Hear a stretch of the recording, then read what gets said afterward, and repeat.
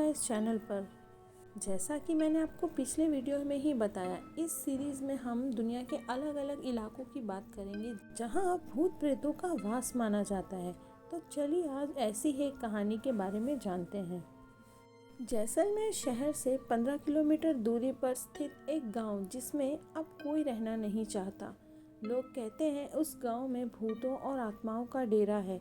कहा तो यह भी जाता है कि उस गांव में फैली दहशत के पीछे जो कहानी है वो उससे भी ज़्यादा भयानक और ख़तरनाक है, जिसकी बुरी नज़र की वजह से जो भी उस गांव में आता है वो अकाल मौत का शिकार बन जाता है।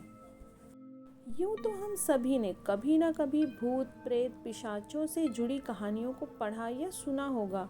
हो सकता है कुछ ने ऐसी परलौकिक शक्तियों का सामना भी किया हो, लेकिन जो कहानी हम यहाँ आपको सुनाने जा रहे हैं वह थोड़ी अविश्वसनीय ज़रूर है, लेकिन स्थानीय लोगों के लिए वह बेहद खौफनाक सच है जिसका सामना उन्हें अक्सर या कहीं रोज़ करना पड़ता होगा। मरने के बाद भी जिंदा है वो। कुलधरा जैसलमेर से 15 किलोमीटर दूरी पर स्थित एक गांव अपनी दहशत के लिए कुख्यात बन गया।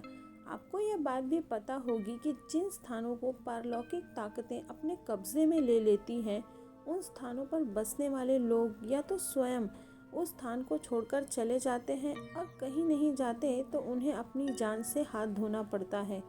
कुलधरा भी ऐसा ही एक गांव है जहां पहले ब्राह्मण समुदाय का वास था।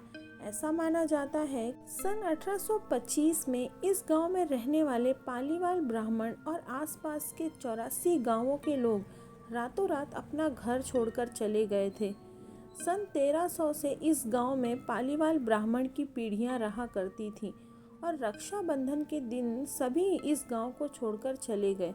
ऐसा माना जाता है इस दिन कुछ ऐसा दर्दनाक घटा था जिसके बाद आज तक भी बहुत से पालीवाल ब्राह्मण रक्षाबंधन का त्यौहार नहीं मनाते। पर उस दिन इस पलायन के पीछे की कहानी कुछ ये कहती है। जैसलमेर के दीवान सलीम सिंह को कुलधरा समेत 84 गांवों के मुखिया की खूबसूरत बेटी से प्यार हो गया था।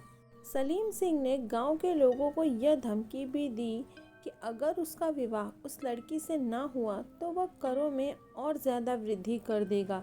ऐसे हालतों में गांव के मुखिया ने उस स्थान को छोड़कर जाने का निश्चय कर लिया और अपने पीछे यह श्राप छोड़ गए कि जो भी उनके जाने के बाद इस गांव में रहेगा या बसने की कोशिश करेगा वह अपनी जान से हाथ धो देगा।